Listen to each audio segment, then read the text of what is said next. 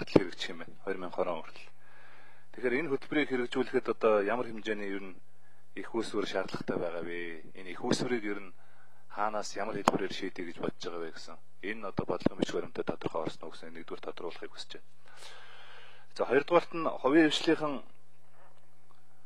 за баялаг бүтээгч нар одоо энэ байгаль орчинд ээлтэй үр ашигтай технологи үйлдвэрлэл нэвтрүүлсэн тохиолдолд ер нь урамшууллын ямар механизм эдийн засгийн ер нь ямар хөшүүрэг байх вэ? Энэ нь бодлогын бичиг баримтад тусгацсан уу гэдгийг бас хоёрдугаарт нь тодруулахыг хүсэж байна. За гуравдугаарт нь ногоон ажлын байр эрхлэлтийг дэмжиж ядуурд ажил хөдлөлийг бууруулнаа гэсэн байна л да. Ногоон ажил эрхлэлтийг дэмжиж гэж.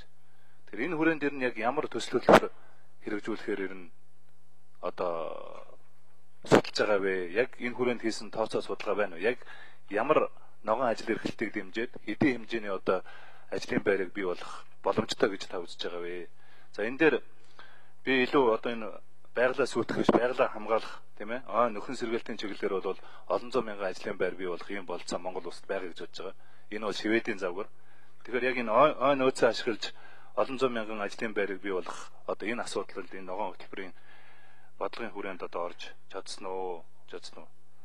За дөрөвдүгээрт нь төр маань өөрөө байгалаа сүйтгэдэг болчиход байна шүү дээ. Тэгээд одоо улсын хурд маань өөрөө яг ногоон хөгжлийнхээ үзэл баримтлалыг батлах гэж байна. Тэгэхээр яг энэ батлах байгаа ногоон хөгжлийнхээ үзэл баримтлал төр өөрөө байгалаа сүйтгэдэг. Төр өөртөө байгальтай ээлтэй бус байдаг. Энэ явдлаа бид нар төр өөрөө татгалзах хэрэгтэй гэж бодож байгаа. Татгалзах хэрэгтэй. Би зөвхөн нэгэн жишээ дурдъя. Хөвсгөл аймагт би энэ Монгол улсын бүх одоо энэ Ойтой аймагт байгаа асуудал гэж бодож байгаа. Жилд зөвхөн нэг сумд 10,000 куб метр мод болж байгаа. 10,000 куб метр. Энэ 10,000 куб/метрээс 4,500 куб/метрийг төрийн байгууллагууд, сургууль, эмнэлэг, цэцэрлэг, тамгын газар зөвхөн нэгэн сум хэрэглэн шүү дээ, модны хэрэглээ. Тэгэхээр энэ чинь 23 сум Хөвсгөл аймгийн хэмжээнд, Монгол улсын хэмжээнд яг энэ төрийн байгууллагууд мод төлж байгаа их олон төрийн байгууллагууд жил бүхэн энэ олон зуун мянган куб/метр мод төлдөг, шатаадаг ийм төрийн байгууллагууд байна. Тэгэхээр төр өөрөө хэзээ энэ байгалаа сүйтгэдэг болох юм бэ? Тэгэхээр энэ асуудал энэ бодлогын бичиг баримтад одоо тусч чадсан уу?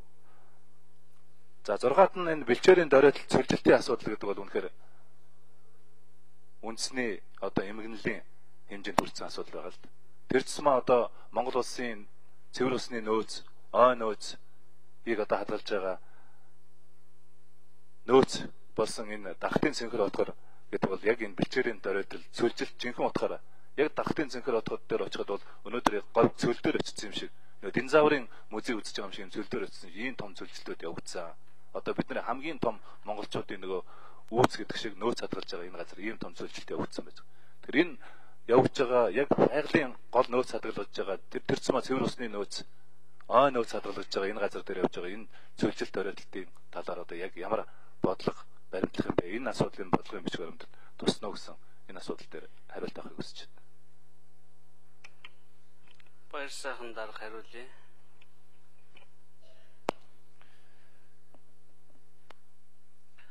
За манай гишүүдээ за та бүхэнд баярын мэнд хүргье. Өнөөдөр дөрөв дурдж хэллээ. Дэлхийн байгаль хамгаалах өдөр. За энэ амгалан гишүүний асуудал төр өөрөө байгаль сүйтгэдэг гэсэн юм чухал зүйл ярьж байна л да. Монголын төр бол байгалаа хамгаалах ийм бодлогыг бол баримталж байгаа. За үүний хамгийн тод жишээ бол урт нэртэй хуулийг Монгол улсын их хурлаас бид батлан гаргасан байгаа. Урт нэртэй хууль. За энэ урт нэртэй хууль дэлхийн нийтэд бол байгаль хамгаалах чиглэлээр одоо улс орнуудын баталж байгаа хуулиуд дотор үнэлэгдэж байгаа ийм чухал хууль. За ашиг тунгаллын салбарын хувьд байгаль хамгаалах асуудал дээр бол их одоо санал санаачлагтай хамтарч ажиллаж байгаа. Уул уурхайд бол байгаль дээлтэй технологи, за усны хэмнэлттэй технологи, усыг эргүүлээд ашиглах технологи, гэх мэт одоо ийм технологиудыг одоо ашиглаад явах ийм зүйлийг явуулж байгаа. За нөгөө талаар энэ байгаль хамгаалах үйлсэд хаанаас санхүүжих гэсэн асуулт асууж байна. За энд бол тодорхой зүйлийг бол бид суулгасан байгаа. Шинжлэх ухааны технологийн судалгаанд судалгаа байгаль хамгаалах үйлсэд дотоодын нэмэлт бүтээгдэхүүний 2% одоо зарцуулах гэсэн ийм зүйлийг бид энэ бодлогодоо суулгасан байгаа. За тэгээд оюун сайд ажлын хэсгийнхэн үлдсэн асуултуудад бас нэмээд хариулж байгаа. Оюун сайд ажлын хэсгийн дарга Дэмбэрлэг шүү лөө. Баярлалаа. Ажлын хэсэг Өөр юм уу? Баярлалаа. За оюун сайд нэмж хариулъя. За, хувийн хвшил цэвэр технологи нэвтрүүлсэн байгаль орчинд ээлтэй үйл ажиллагаа явуулсан дээр ямар хөшүүргүүд орж байгаа вэ гэхлээр хуулинд нэг заалт байгаль орчны тухай хуулинд их дэвшилтэй нэг заалт орсон байгаа. Тэр нь цэвэр техник технологи нэвтрүүлсэн нөөц хэмнэсэн тоног төхөөрөмжийг борлуулалтын ашигын татвараас чөлөөлнө гэдэг. Тэгэхээр энэний дагуу өнгөрсөн жил засгийн газрын 303 дугаар тогтоол гараад 41 тоног төхөөрөмжийг борлуулалтын ашигын татвараас эхний ээлжинд анх удаа чөлөөлөх жагсаалт гарсан. Сэргийгт эрчим хүчний тоног төхөөрөмж байгаа. Эрчим хүчний хэмнэлттэй гэрэл, за сайжруулсан зуух, дээрэс нь жижиг оврын бохир цэвэрлэх төхөөрөмж энтергээд ерөнхийдөө анх удаа 41 тоног төхөөрөмжийг бүр ашигын татвараас чөлөөлсөн. Энэ жагсаалтыг бид нар яамдуудаас бас санал аваад жил болгон шинжилээд өргөжүүлэхээр санаанууд бол энэ хөтөлбөрт орсон байгаа. Нөгөө төвөр бохирдуулж байгаа бол тэгээд тим технологи, тим үйлдвэрлэлийг бол бас торгохоор тим заалтууд орсон байгаа. За бохирдуулагчид төлнө гэсэн зарчим бас хуулиндаа орсон. Дагаад ус бохирдуулсны төлбөрийн журам дээр одоо ажиллаж байгаа. Тэгэхээр тэрийг амьдралд их хэрэгжүүлэх боломжтойгоор нийцсэн маягаар бид нар боловсруулахгүй бол зүгээр ус бохирдуулж байгаа бол бүгдээрээ төлнө гэд журмаа гаргачих юм бол бас амьдрал дээр тийм амархан хэрэгжихгүй. Тэгэхээр тэрэн дээр бид нар яг эренблээд нэлээд амьдралд хэрэгжих маягаар одоо боловсруулж байгаа. За хичнээн төгрөг яаж орох вэ? Яг ажлын нарийн төлөвлөгөө болохоор дагаад засгийн газар энэ бодлого батлагдангууд засгийн газар төлөвлөгөөг батлах юм. Төлөвлөгөөн дээрээ бас санхүүгийн хөөсрүүдэд дурдна. Бидний ойлгож үзэж байгаагаар бол олон улсын дэмжлэг, санхүүгийн дэмжлэг нэлээх авах боломжтой төсөвтөө суулгана. Гэхдээ мөнгө төсөв гэхээсээ илүүтэйгээр салбаруудын бодлогод ногоон элементүүдийг шигтгэж өгөөд бодлогомж шигтгэж өгөөд урагшлуулах чухал байгаа. Жишээлбэл барилгын салбарт бид нар бахи байдгаараа хуучин маягаараа эрчим хүчний алдагдaltaй хөрөн барилгуудаа бариад авах уу? Эсвэл бол эрчим хүчний алдагдал багтай, дулаан алдагдал багтай ийм барилгуудыг барих уу гэдэг зүгээр бодлогын эко стандартын асуудал. Зөрөө нь бол эхэндээ магадгүй нэг үнийн зөрөө нь 10-20% байгаа бол цаашдаа нэлээд сайн нэвтэрсэн тохиолдолд өөрөө тэрийг нөхөж чаддаг учраас хэмнэлтийн эрчим хүчээ хэмнэдэг учраас энэ бол зардал гэхээсээ илүү бодлогын асуудлууд байгаамаа. Гэхдээ засгийн газраас хөтөлбөрөөр батлаад төсөв мөнгө дотор нарийн тооцож хийгээд тэгээд 2020 он хүртэл 2030 он хүртэлгээд хоёр үе шаттайгаар байгаа. Сэргийгт эрчим хүчний салбарт гэхэд жишээлбэл одоо суурилагдсан хүчин чадал сэргийгт эрчим хүчний эзлэх хувь нэг 5 хүрэхгүй хувь байгаа. Цаашдаа 2020 он гэхэд бол 20% хүрэхээр 5 нэгжийн нэгэн сэргийгт эрчим хүчээр хангахаар юм бодлого байгаа. Тэгэхээр энэ дээр сэргийгт эрчим хүчний хуулиудад ч гэсэн саяны хэлдэг одоо бас цэвэр технологийн дэмжигдэж байгаа тогтоолууд ч гэсэн дэмжигдсэн тийм бодлогод орсон байгаа. Тэрнтэй адилхан л ер нь салбар болгонд бодлогуудыг бид нар оруулж их санаанууд байж байгаа. За ногоон ажлын байрын ойн цэвэрлэгээтэй холбоотойгоор яг ажлын хэсгийн даргалж байгаагийн үед манай төрийн нарийн бичгийн дарга Батбол дарга хариулах ойн цэвэрлэгээтэйгээр холбоотойгоор за Дэмбэрэл дарга бас ажлын хэсгийн гишүүнүүд нэмж хариулъя гэж. Мэдлэгээ дэвшүүлье. Улсын хурлын гишүүн Мегомбер инх болтой урилгаар Төв аймгийн Баян Чандгун сумын дунд сургуулийн төгс хоногийн нийт 38 сурагч төрийн ордон улсын хурлын үйл ажиллагаатай танилцж байна. Та бүхэн сурлагын амжилт эрүүлэн сайн сайхныг хүсье. Дэмбэрэл гишүүн нэмж хариулаад дараа нь Батболд нэмж хариулъя. За би инх хамгаалан гишүүн их чухал асуудлууд тавилаа. Тэгэхээр энэ хөтөлбөр маань хөрөн сэтгэлгээтэй өнөөдрийн төрийг ногоон сэтгэлгээтэй болгоход хамгийн гол анхаарал нь чиглэгдсэн байгаа. Тийм учраас жишээлбэл энэ дотор дотоодын нийтдээ түүний тодорхой хувьд санхүүжилтийн ерөнхий хэмжээг зааж өгөхөөс гадна ард нь байгаа тэр тоогоор тавьдсан нэлээд олон 20 гэсэн тийм зүйлүүд байгаа. 2020 оны дотор гэхэд жишээлбэл саяны оюун сайдын эснээс гадна ногоон худалдан авалт тийг 20% хүргэх ийм зорилт тавьсан байгаа. Мөн татврын цоошин тогтолцоо оруулж ирэх одоо тийм үүрэг өгөгдөн улсын их хурлын тогтоолоор өөрөөр хэлбэл энэний дараа засгийн газар ногоон татврын тогтолцоог Монгол улсад хөгжүүлэх чиглэлээр олон улсын байгууллагуудын одоо заавар журам туршлагын дагуу хийх ёстой. Ерөнхийдөө энэ хөтөлбөрийн нэг онцлог бол нэгдсэн үндэсний байгууллагуудын бүх байгууллагууд түүний дотор нэгдсэн үндэсний байгууллагын байгаль орчны хөтөлбөр, нэгдсэн үндэсний байгууллагын аж үйлдвэрийн байгууллага, нэгдсэн үндэсний байгууллагын худалдаа хөгжлийн байгууллага, нэгдсэн үндэсний байгууллагын Аз намхан далайн байгууллага гэх мэтийн энэ бүх байгууллага болгон Дэлхийн банкны энэ орчин үеийн ногоон хөгжлийн хандлагуудын одоо гол зүйлүүдийг, гол шаардлагуудыг тоон хэмжүүртэй оруулсан. Тухайлбал одоогоор манай Монгол улсын хууль тогтоомжийн системд байхгүй байгаа экосистемийн асуудал, түүний төлбөрийн асуудал, тэгээд ногоон татврын асуудал, ногоон худалдан авалтын асуудал гэх мэт зүйлүүдийг тодорхой оруулсан байгаа. Миний ойлгож байгаагаар улсын хурлаас энэ одоо баримт бичиг баталсны дараа засгийн газар маш томоохон өөрчлөлт хийх үед тийм томоохон хэмжээний төлөвлөгөө батлах учиртай. Энд бол одоо саяны бүх зүйлийг шингээд санхүүгийн их усрах хоёрт бол бас шингээд явах хэрэгтэй. Баярлалаа.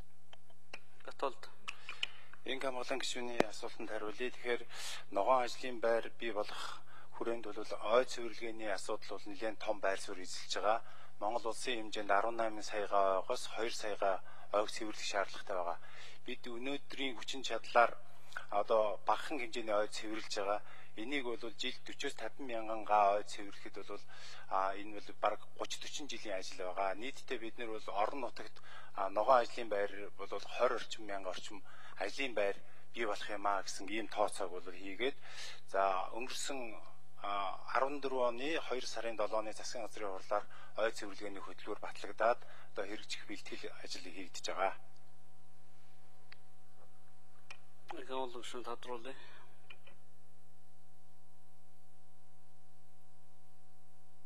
Хоёр зүйл дээр маш тодорхой товчхон хариулт авчмаар байна л да.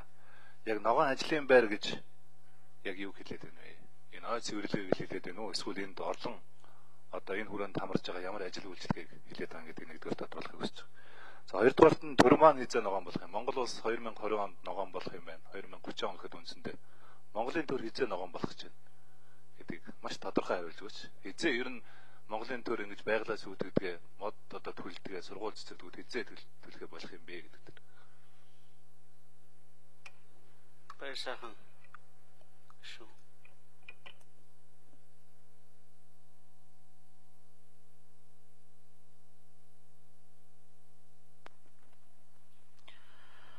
За энэ хамгаалан гишүүн бас их өргөн царууратай асууж байна л да. Монгол төр хязгаа ногоон болох юм гэж. Монгол улсын ерөнхийлөгч Монголын төрийг ухаалаг цонхон төр болгоё гэж байгаа. За энэ одоо бидний өнөөдрийн батлах ногоон хөгжлийн бодлого бол яг аргагүй Монголын төрийг байгаль орчинд ээлдэг, байгаль орчныг хамгаалдаг. Энэ дэлхийн цаг уурын дулаалалтаа Монголын ард түмэн Монгол төр өөрөө зохицоод амьдрах чадварыг бий болгох энэ бүх зүйл чинь Монголын төрийг ногоон болгоход бол явуулнаа. За тэгээд энэ хуулиа гишүүд манаас дэмжиж явна гэдэгт итгэлтэй байна. За тэгээд ногоон ажлын байрыг хариулж Тэмдэглэж хариулъя.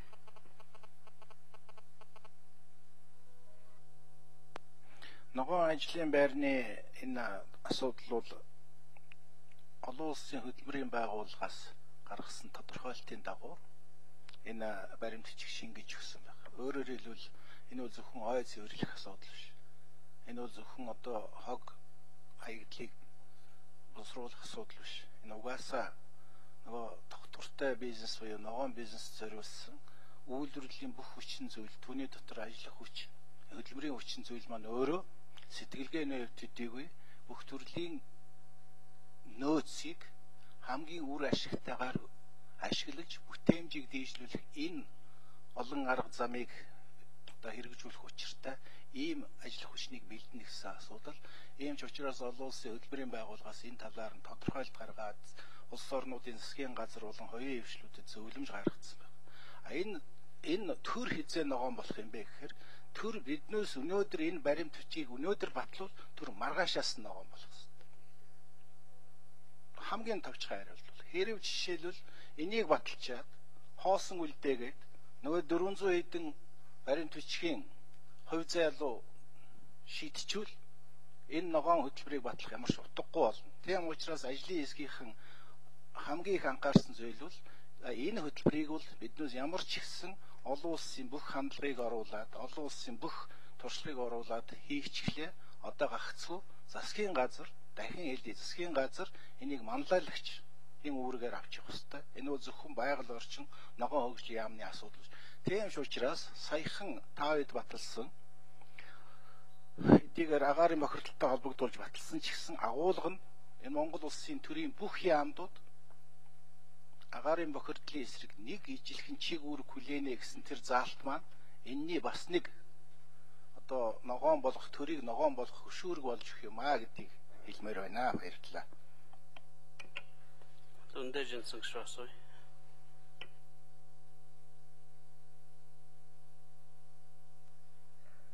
За баярлалаа. Тэгэхээр энэ ногоон хөгжлийн үзэл баримт юу хөтөлбөр маш чухал баримт бичиг орж ирж байна. Бас нэлээд ажилласан байна. Гэхдээ энэ дээр бол эхлээд нэг арга зүйн шинжтэй асуултыг Дэмбэр гишүүнээс асууя гэж бодож байгаа юм. Үзэл баримтлал хөтөлбөр хоёрыг нийлүүлээд бодлого гэж гаргая гэж юм. Тэгэхээр бодлого гэдэг бол үзэл баримтлал. За хөтөлбөр гэдэг бол хийх ажил тодорхой. Тэгэхээр энийг нийлүүлээд бодлого гэхээр бол үзэл баримтлал руугаа л одоо илүү давмгайлаад орцсон. Уул нь бол одоо тус тустай байвал арай хийх ажил нь